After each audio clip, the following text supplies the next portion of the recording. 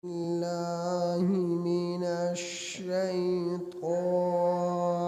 الرجيم. بسم الله الرحمن الرحيم.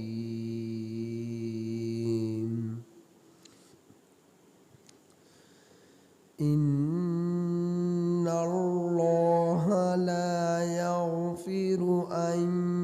يشرك به ويغفر ما دون ذلك لمن يشاء، ومن يشرك بالله فقد ضل ضلالا بعيدا.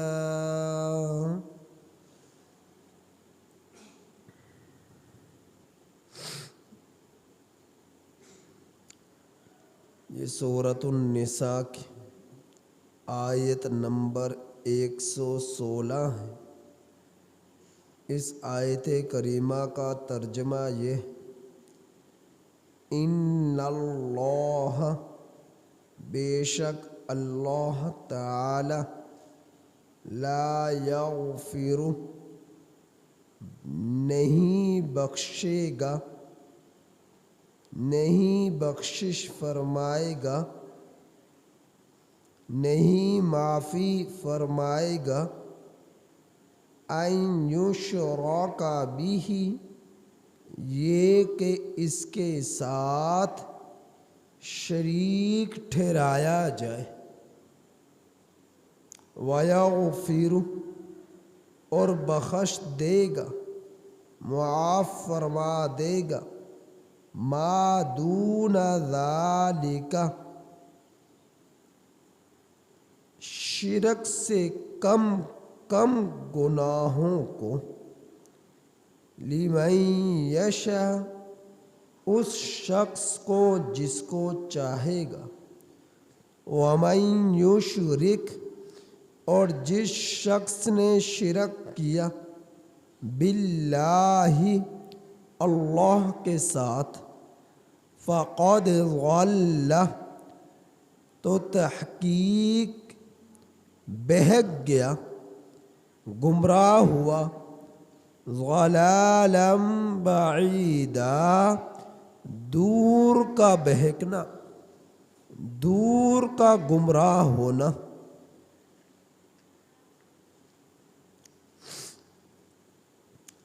اس آیت کریمہ میں اللہ جل جلالہ نے شرک کی مذمت کو بیان فرمایا ہے۔ دیکھیے، عبادات میں، نیکیوں میں سب سے بڑی نیکی توحید ہے۔ رأس الطاعات، نیکیوں کی جڑ وہ توحید ہے، رب کی وحدانیت ہے، ایک رب پر ایمان لانا ہے، اسی کو سب کچھ سمجھنا ہے، اسی کو حاجت رواں، مشکل کشا، دستگیر، داتا، سب کچھ رب کو سمجھنا ہے۔ اور گناہوں میں سب سے بڑا گناہ شرک ہے۔ گناہوں میں سب سے بڑا گناہ شرک ہے، کہ اللہ کی ذات، اللہ کی صفات میں کسی غیر کو شریک ٹھہرایا جائے۔ جو توحید کا پرستار ہے، اللہ کی طرف سے اس کے لیے بخشش کا فیصلہ ہونا ہے، اور جو شرک پر چلنے والا ہے، مشرک ہے، اس کے لیے بھی سب سے بڑی سزا ہمیشہ کے لیے بخشش معافی کا نہ ہونا ہے اور جہنم میں جانا ہے اور وہاں جا کر کبھی نہ نکلنا ہے۔ اور نیکیوں میں سب سے بڑی نیکی اور عبادت توحید، تو توحید کا پرستار اس کے لیے بھی ہمیشہ کے لیے جنت ہے، جنت میں اس نے جانا ہے، چاہے توحید کا پرستار گناہ گار ہو تو اللہ رب العزت اس کی بھی ایک نہ ایک دن مغفرت اور بخشش فرما دیں گے۔ اگر جہنم میں گیا بھی تو زیادہ دن جہنم میں نہیں رہنا پڑے گا، ایک نہ ایک دن نکال لیا جائے گا۔ تو توحید کے پرستار کے لیے سب سے بڑا اجر بخشش کا ملنا ہے، اور شرک کرنے والے کے لیے سب سے بڑی سزا ہمیشہ کے لیے جہنم میں جانا ہے۔ حضرت ابو ذر غفاری رضی اللہ تعالی عنہ مسلم شریف وغیرہ کی روایات میں ہے، فرماتے ہیں کہ اللہ جل جلالہ انسانوں کو خطاب فرمایا ہے، اللہ تعالی نے انسانوں کو خطاب فرمایا ہے اور فرمایا ہے یا ابن آدم، اے آدم کے بیٹے، تو مشرق سے لے کر مغرب تک، شمال سے لے کر جنوب تک ساری زمین کو گناہوں سے بھر دے، اور پھر تو مجھے اس حال میں ملے کہ تو نے میرے ساتھ ان یشرک بی شیئا، کسی کو شریک نہیں ٹھہرایا، تو میں تیری مغفرت کر دوں گا، میں تیری بخشش کر دوں گا، میں تجھے معاف کر دوں گا۔ اللہ کے رسول صلی اللہ علیہ وسلم سے ایک مرتبہ پوچھا گیا ایُّ الذنب اکبر، گناہوں میں سب سے بڑا گناہ کون سا ہے؟ نبی کریم صلی اللہ علیہ وسلم نے ارشاد فرمایا گناہوں میں سب سے بڑا گناہ رب کے ساتھ شرک کرنا ہے۔ اللہ ہم لوگوں کی شرک سے حفاظت فرمائے۔ معراج کے موقع پر اللہ کے رسول صلی اللہ علیہ وسلم تشریف لے گئے تو میرے رب نے بغیر واسطہ کے 3 چیزیں اللہ کے رسول صلی اللہ علیہ وسلم کو عطا فرمائی، بغیر جبرائیل امین علیہ الصلوۃ والسلام کے واسطہ سے 3 چیزیں عطا فرمائی۔ نمبر 1، 5 نمازیں جو 50 کی صورت میں ملی تھی۔ تو حضرت موسیٰ علیہ الصلوۃ والسلام کی ملاقات کے بعد اللہ جل جلالہ سے نبی کریم صلی اللہ علیہ وسلم سے بار بار التجا کرنا اور درخواست کرنا، 50 نمازیں کم ہوتی 5 رہ گئی، بڑھے گا 5، ثواب 50 کا ملے گا۔ تو یہ تحفہ ملا نبی کریم صلی اللہ علیہ وسلم کو، لہٰذا ہم میں سے کبھی کسی کو نماز نہیں چھوڑنی چاہیے۔ دوسرا تحفہ سورہ بقرہ کے آخری رکوع میں آمن الرسول بما انزل الیہ من ربہ والمؤمنون، اس آیت کریمہ سے آخر آیت تک واعف عنا واغفر لنا وارحمنا انت مولانا فانصرنا علی القوم الکافرین تک اللہ رب العزت نے آپ کو یہ آیات عطا فرمائی جو توحید پر مشتمل ہے، رب کے وحدانیت پر مشتمل ہے، اور پیغمبروں کی رسالت کو تسلیم کرنے پر مشتمل ہے، رب کی طرف سے نازل کردہ کتابوں پر مشتمل ہے، احکامات پر مشتمل ہے۔ تو یہ آیات اللہ جل جلالہ نے عطا فرمائی، ان آیات کو لے کر جبرائیل امین علیہ الصلوۃ والسلام تشریف نہیں لائے، اللہ رب العزت نے براہ راست عطا فرمائے۔ پورے قرآن کے آیات کو حضرت جبرائیل امین علیہ الصلوۃ والسلام 6666 آیات کو لے کر اترے ہیں، لیکن ان 6666 آیات میں یہ آیت آمن الرسول بما انزل الیہ من ربہ والمؤمنون سے آخر تک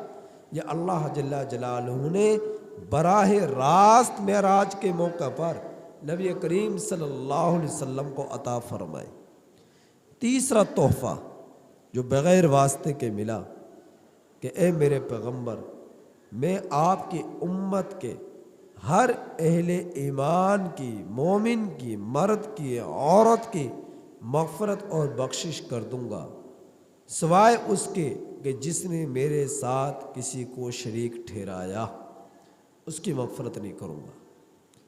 تو یہ تیسرا تحفہ مغفرت اور بخشش کا ملا۔ اہل ایمان کے لیے یہ بشارت ہوئی کہ جس کے دل میں کلمہ ہے، کلمے پر جس کی زندگی گزری ہے، جس نے کلمہ پڑھ لیا ہے، اشہد ان لا الہ الا اللہ و اشہد ان محمدً عبدہ و رسولہ، جس نے یہ کلمہ پڑھ لیا تو اللہ رب العزت اس کی مغفرت اور بخشش فرما دیں گے۔ اس کے علاوہ جس کے دل میں کفر ہوا، شرک ہوا، اللہ تعالیٰ اس کی کبھی مغفرت نہیں فرمائیں گے، وہ ہمیشہ کے لیے جہنم میں جلے گا، جھلسے گا، عذاب میں گرفتار ہوگا، رب کی پکڑ میں گرفتار ہوگا۔ تو شرک یہ سب سے بڑا گناہ ہے، شرک یہ سب سے بڑا گناہ ہے۔ اور بعض شرک کی قسمیں ایسی ہیں جو چیونٹی سے بھی زیادہ باریک ہیں، بعض شرک کی قسمیں ایسی ہیں جو چیونٹی سے بھی زیادہ باریک ہیں۔ مثلا خاندان میں، فیملیوں میں عام طور پر یہ چیزیں خاص طور پر خواتین میں بہت زیادہ پائی جاتی ہیں کہ کسی کو کوئی بیماری لگ گئی، فلاں عورت آئی تھی، اس کے آنے پر یہ بیماری لگی ہے، کسی کو نزلہ زکام ہو گیا، فلاں آیا تھا، اس کی وجہ سے نزلہ زکام لگ گیا، فلاں کے سر میں درد ہوا، فلاں عورت آئی تھی، بس وہ جب سے آئی تھی اور وہ چلی گئی پتہ ہی نہیں چلا، اس کے آنے سے پہلے تو یہ بچہ ٹھیک تھا، لیکن جیسے ہی وہ عورت یہاں سے ہو کر گئی ہے تو اس کے بعد یہ بچہ بیمار ہو گیا ہے۔ تو نظر کا لگ جانا یہ برحق ہے، اس میں کوئی شک نہیں، لیکن ہر بات کو غیر اللہ کی طرف منسوب کرنا کہ فلاں کی وجہ سے بیماری لگی، فلاں کے آنے کی وجہ سے نقصان ہوا، فلاں کی وجہ سے یہ اس گھر پر عجیب سے اثرات مرتب ہو گئے، ہر معاملے میں گھریلو پریشانیوں کو، گھریلو تقاضوں کو، گھریلو بیماریوں، بچے فیملی بیماریوں کو، مرد عورت کی بیماریوں کو، کمزوریوں کو کسی غیر اللہ کی طرف منسوب کرنا، یہ بھی شرک کے اقسام میں سے ایک قسم ہے۔ یاد رکھیے صحت دینے والی ذات بھی اللہ کی ہے، بیماری دینے والی ذات بھی اللہ کی ہے، نظر کا لگ جانا برحق ہے، لیکن نظر سے بچنے کے لیے نبی کی سیرت کو اپنانا پڑے گا کہ بچوں پر صبح و شام مسنون اعمال وہ پڑھ کر پھونک مارتے جائیں، دم کرتے جائیں، اللہ کے فضل سے بچے حفاظت میں رہیں گے۔ آپ معوذتین پڑھ کر دم کریں بچے پر، بچے حفاظت میں رہیں گے، لیکن جب گھر میں گندگی ہوگی، جب گھر میں ناپاکی ہوگی، صفائی ستھرائی کا کوئی نظام نہیں ہوگا، صفائی ستھرائی کا کوئی نظام نہیں ہوگا، پھر وہاں پر شیاطین نے ڈیرے ڈالنے ہوتے ہیں، اور شیطان جو ہے یہ انسان کا سب سے بڑا دشمن ہے، شیطان جو ہے یہ انسان کا سب سے بڑا دشمن ہے، اور جہاں پر گندگی ہوتی ہے، ناپاکی ہوتی ہے، فرشتے بھی وہاں پر آنے سے کراہت محسوس کرتے ہیں، فرشتے بھی وہاں پر آنے سے کراہت محسوس کرتے ہیں۔ ہمیشہ صاف رہنا، پاکیزہ رہنا، صاف ستھرا رہنا، باوضو رہنا اور مسنون اعمال کا اہتمام کرنا، اللہ کے فضل سے آپ کا کوئی کچھ نہیں بگاڑ سکتا، اللہ آپ کی حفاظت فرمائیں گے۔ لیکن پھر بھی اگر کسی کو بخار ہو گیا، سر میں درد ہو گیا، پاؤں میں تکلیف ہو گئی، تو اللہ کے حکم سے ہے، اللہ کے حکم سے ہے، تو آپ علاج کرائیں۔ علاج کرانا مسنون عمل ہے، تو صحت اور بیماری کا مل جانا یہ سب اللہ کے فضل، اللہ کے حکم سے ہی ہوتا ہے۔ تو ہر بیماری کو غیر اللہ کی طرف منسوب کرنا، ہر نقصان کو غیر اللہ کی طرف منسوب کرنا، یہ شرک کی چھوٹی چھوٹی قسمیں ہیں۔ انسان مشرک ہو جاتا ہے اور اسے پتہ ہی نہیں چلتا، مشرک ہو جاتا ہے اسے پتہ ہی نہیں چلتا کہ میں ایمان سے ہاتھ دھو بیٹھا ہوں۔ اللہ رب العزت نے اس آیت کریمہ میں شرک کی اس طرح مذمت بیان فرمائی ہے کہ ان اللہ لا یغفر ان یشرک بہ، بے شک اللہ تعالیٰ بخشش نہیں فرمائے گا، یہ معاف نہیں فرمائے گا یہ کہ اس کے ساتھ شریک ٹھہرایا جائے۔ وَيَغْفِرُ مَا دُونَ ذَلِكَ لِمَن يَشَاءُ، مشرق سے لے کر مغرب تک، شمال سے لے کر جنوب تک پوری دھرتی کو گناہوں سے یہ بھر دے، لیکن شرک اس گناہوں میں نہ ہو تو اللہ تعالیٰ معاف فرما دے گا۔ وَمِن يُشْرِكْ بِاللَّهِ، اور جس شخص نے اللہ کے ساتھ شرک کیا، فَقَدْ ضَلَّ ضَلَالًا بَعِيدًا، تو تحقیق وہ بہک گیا۔ بہکنا بھی دور کا ہے، بہکنا بھی دور کا ہے، تو وہ دور کی گمراہی میں وہ مبتلا ہو چکا ہے، وہ بہک چکا ہے۔ تو اس وجہ سے شرک سے بچا جائے، شرک سے بچا جائے، اللہ کی توحید پر ایمان رکھا جائے، بھروسہ رکھا جائے، اللہ ہی کو پکارا جائے۔ اس کے علاوہ جو چھوٹے گناہ ہوں گے تو پھر وہ چھوٹے گناہ اللہ معاف فرما دیں گے ایک نہ ایک دن۔ اس رکوع سے پچھلے 2-3 رکوع میں، رکوع سے پہلے آپ اسی صورت میں آپ پڑھ چکے کہ اگر کوئی قاتل قتل کر دے، قاتل بھی قتل کر دے، قتل کرنا بہت بڑا گناہ ہے، کبیرہ گناہوں میں سے ایک گناہ ہے۔ اگر کوئی کسی کو قتل کر دے تو کل قیامت کے دن مقتول کے ورثاء کو، مقتول کو اللہ بلائیں گے اور اس سے فرمائیں گے کہ تو اسے معاف کر دے، اس کے بدلے میں تجھے معاف کر دوں گا، میں اس کو تجھے اس کے بدلے معاف کر دوں گا اور تجھے بہت بڑی جنت دوں گا اور تیری بخشش کر دوں گا۔ اب یہ شخص، ہر بندہ، ہر اللہ کی مخلوق جو ہے، ہر بندہ جو ہے اس وقت محتاج ہوگا اور اس کے تڑپ رہا ہوگا کہ میری مغفرت ہو جائے، میری معافی ہو جائے، میری بخشش ہو جائے۔ جب اللہ اس کے لیے اتنا بڑی خوشخبری سنا دیں گے کہ میں تجھے معاف کر دوں گا، تو میرے اس بندے کو معاف کر دے، تو وہ اسی وقت اسے معاف کر دے گا۔ مجھے تجھے سب سے بڑی جنت دوں گا، تو اسے معاف کر دے۔ اللہ رب العزت اس کے جب اس سے خوشخبری سنائیں گے تو وہ فوراً دوسرے کو معاف کر دے گا۔ تو قتل کرنا یہ بہت بڑا گناہ ہے، لیکن اس کو بھی ایک نہ ایک دن مغفرت ہو جائے گی۔ لیکن جس نے شرک کیا اس کی کبھی مغفرت نہیں ہوگی، جس نے شرک کیا اس کی کبھی بخشش نہیں ہوگی، جس نے رب کے ذات اور صفات کے ساتھ کسی غیر کو جو ہے شامل کیا اس کی کبھی مغفرت نہیں ہوگی۔ اگلی آیات کریمہ میں اللہ جل جلالہ نے مکہ المکرمہ، عرب کے مشرکین کے کچھ عقائد اور ان کے معبودان باطلہ کا تذکرہ فرمایا ہے، ان کا ذکر انشاءاللہ کل کروں گا۔ اللہ سے دعا ہے کہ اللہ تعالیٰ ان آیات کریمہ کی کامل سمجھ عطا فرمائے۔